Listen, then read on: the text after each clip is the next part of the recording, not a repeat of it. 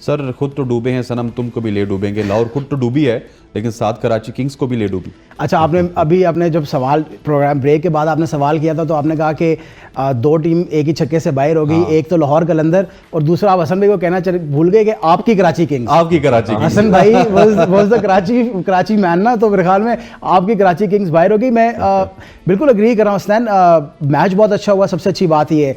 लेकिन सऊद शकील की जितनी भी तारीफ़ की जाए, हसन भाई ने ऑलरेडी की है, I would like to go on and say कि उसने जो इनिंग्स खेला है आज एक स्लो पिच के ऊपर जहाँ पे बॉल सही तरीके से आ नहीं रहा था, और सबसे इंपॉर्टेंट बात ये थी कि नए बैट्समैन जो आने वाला था वो जनरली स्ट्रगल कर रहा था। वसीम ने भी जो छक्का मारा है that is a one of, वो कभी भी हो सकता है, बट में बॉल आ रहा है एग्जैक्टली आपको पता है स्लॉग में और लॉन्ग ऑन की तरफ जाता है, ऐसा ही है। तो किसी भी बैट्समैन के लिए नया आके लंबा खेलना बहुत मुश्किल हो रहा था। तो सऊद शकील की इनिंग्स बहुत ही खूबसूरत थी और वेल पेस थी।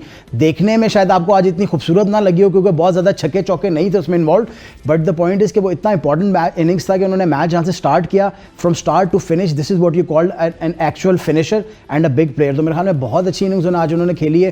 एंड अगैन आप शायद लोग कहेंगे कि यार सऊद शकील को ओपन करवा दें, मेरे ख्याल में नॉट एज येट, लेकिन he is one for the future.